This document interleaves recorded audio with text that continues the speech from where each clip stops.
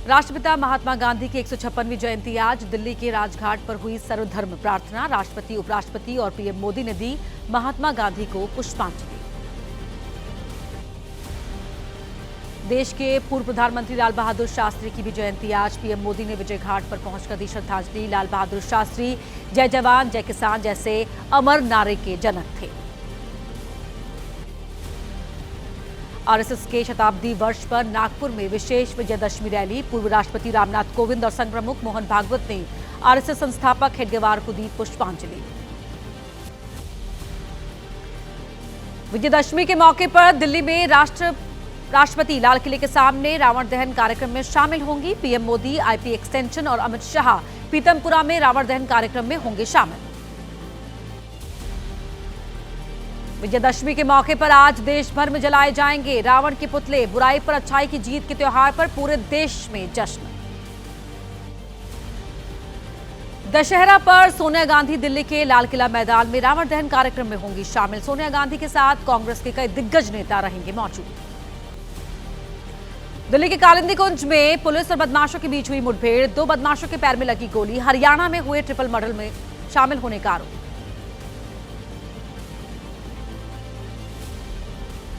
नौसे की न्यूज में अब रुख करते हैं राजनीति से जुड़ी अहम खबरों की ओर। बिहार विधानसभा चुनाव से पहले जेडीयू ने अल्पसंख्यक प्रकोष्ठ की विशेष बैठक की। बैठक में विधानसभा चुनाव को लेकर हुई चर्चा, दिए गए जरूरी दिशा निर्देश। बिहार की वोटर लिस्ट पर बोले केंद्रीय मंत्री जीतन राम मांझी। कहा, जिनका नाम गलत था, मरे हुए लोगों के नाम काटे गए। वोटर लिस्ट को गंगा जल जैसा पवित्र बनाया। बोले, निष्पक्ष तरीके से होगा चुनाव। सोनम वांगचुक की पत्नी गीतांजलि एंगमो ने राष्ट्रपति द्रौपदी मुर्मू और पीएम मोदी को लिखा पत्र। राष्ट्रपति और पीएम मोदी से लगाई न्याय की गुहार। सीपीआईएम के कार्यकर्ताओं ने सोशल एक्टिविस्ट सोनम वांगचुक की गिरफ्तारी का जताया विरोध। शिमला जिला कलेक्टर ऑफिस के बाहर किया विरोध प्रदर्शन।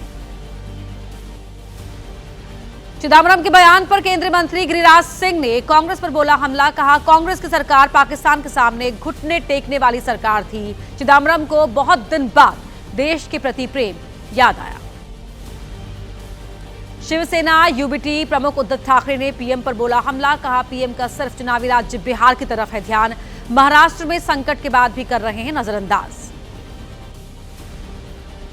अजीत पवार और शरद पवार की मुलाकात के बाद महाराष्ट्र की राजनीति में चर्चाओं का बाजार गर्म। सूत्रों के मुताबिक दोनों के बीच करीब 1 घंटे तक हुई मुलाकात। सरकार के आदेश के बाद भी यूपी कांग्रेस करेगी जातिगत सम्मेलन। कांग्रेस ओबीसी मोर्चा के अध्यक्ष मनोज यादव ने दी जानकारी। कहा, 9 अक्टूबर से सम्मेलनों की होगी शुरुआत। महाराष्ट्र में शर्तों के साथ 24 घंटे खुली रहेंगी दुकानें, होटल और अन्य प्रतिष्ठान। शराब की दुकानें, पब, बार के लिए नियम नहीं होगा लागू। गैर शराब वाली दुकानें ही खोली जा सकेंगी। कोविड के दौरान जान गंवाने वाले कर्मचारियों के परिवारों को 1 करोड़ की राशि देगी दिल्ली सरकार। 5 साल से फंसी हुई रकम परिवार वालों को सौंपी जाएगी। केजरीवाल सरकार ने राशि देने का किया था ऐलान। बरेली में मुसलमानों की गिरफ्तारी पर बोले एआईएमआईएम नेता वारिस पठान। कहा, यूपी के सीएम ना तो संविधान का सम्मान करते हैं और ना ही सर्वोच्च न्यायालय के फैसलों का। यूपी में है अराजकता का माहौल।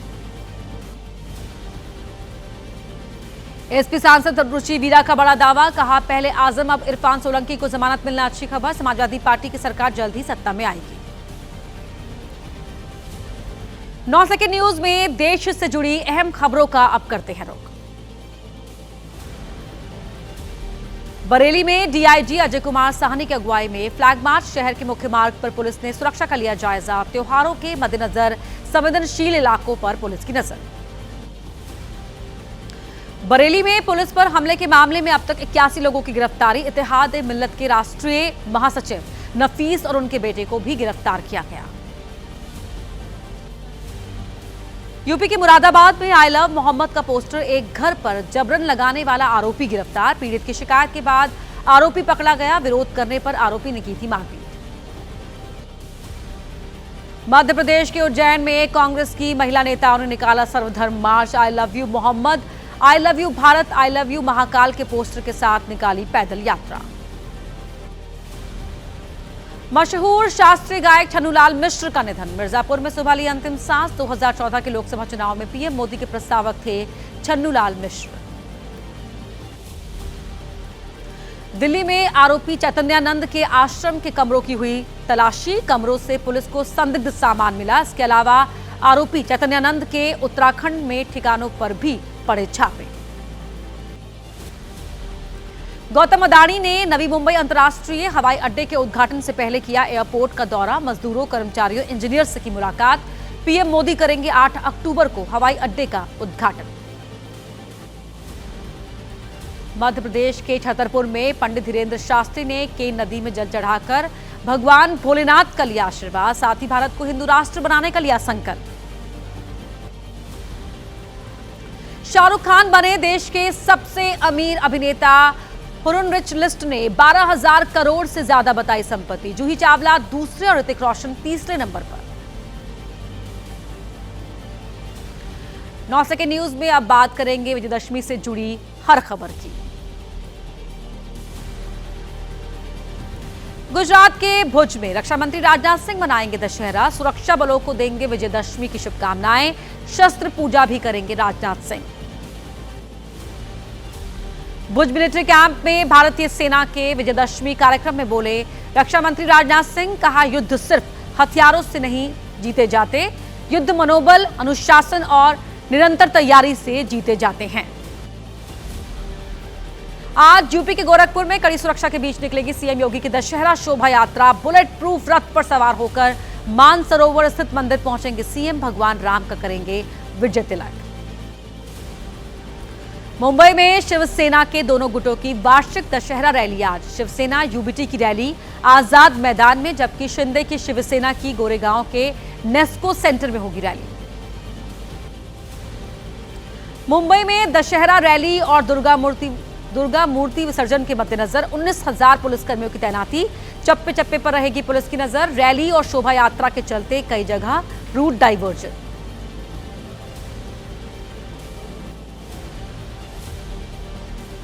हैदराबाद में विजयदशमी का जश्न। स्थानीय कारीगरों ने दशहरा के मौके पर बनाए अलग अलग चेहरे वाले रावण के पुतले। आज शाम होगा रावण के पुतलों का दहन। राजस्थान के कोटा में बनाया गया 222 फीट का विश्व का सबसे बड़ा रावण। मंगलवार को हुई बारिश में रावण भीगा, लेकिन फाइबर और लोहे का स्ट्रक्चर होने की वजह से नहीं पड़ा कोई असर। दशहरे की धूम के बीच पटना के ऐतिहासिक गांधी मैदान में होगा रावण के पुतले का दहन। 17 साल बाद गांधी मैदान में पुतला दहन होने से लोगों में भारी उत्साह। हिमाचल प्रदेश के कुल्लू में धूमधाम से मनाया जाएगा दशहरे का उत्सव। आज से 8 अक्टूबर तक धालपुर मैदान पर लगेगा इंटरनेशनल मेला। 9 सेकंड न्यूज में अब अपराध से जुड़ी खबरों का पूरा अपडेट जान लेते हैं।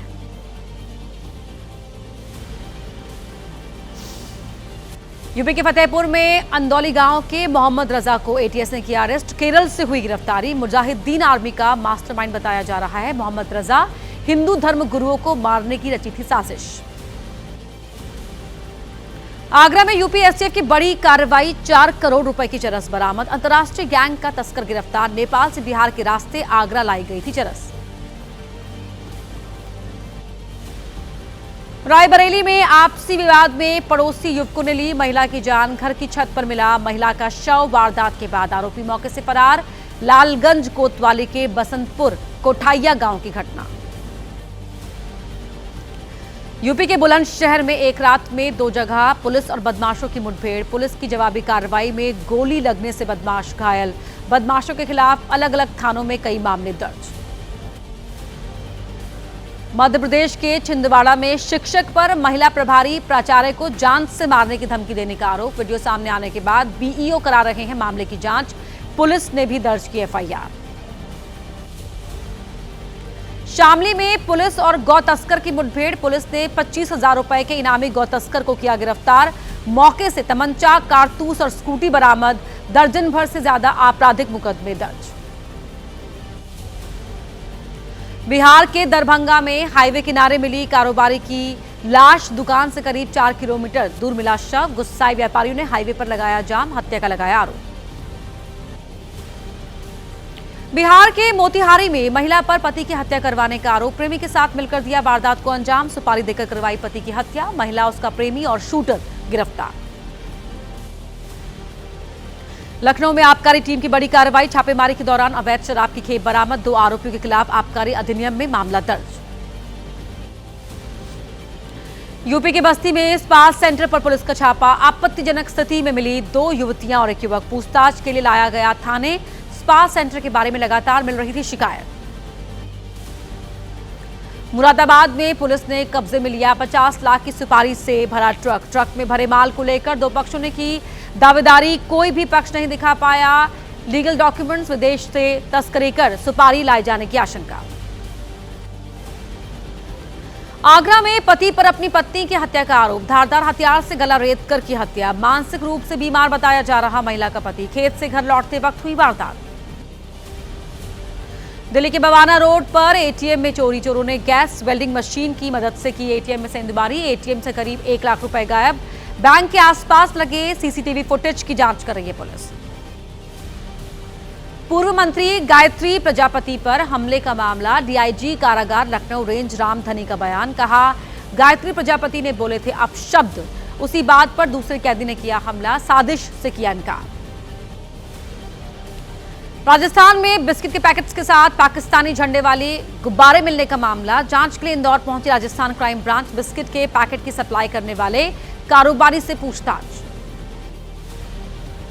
फरीदाबाद में पुलिस ने निकाला बदमाशों का जुलूस, फिरौती और लूटपाट में शामिल कमल भड़ाना और शशिकांत का सिर मुंडवाकर शहर में घुमाया। वाराणसी में जेल से रिहा हुए एक आरोपी की शान में निकाला गया जुलूस, हुड़दंग का वीडियो वायरल होने पर पुलिस ने लिया एक्शन, आरोपी और उसके साथियों से कान पकड़वाकर मंगवाई माफी। बागपत में साइबर क्राइम थाना पुलिस ने किया दुबई से ऑपरेट होने वाले गैंग का खुलासा, लोगों को डिजिटल अरेस्ट कर लाखों की ठगी का आरोप, 8 साइबर ठग गिरफ्तार।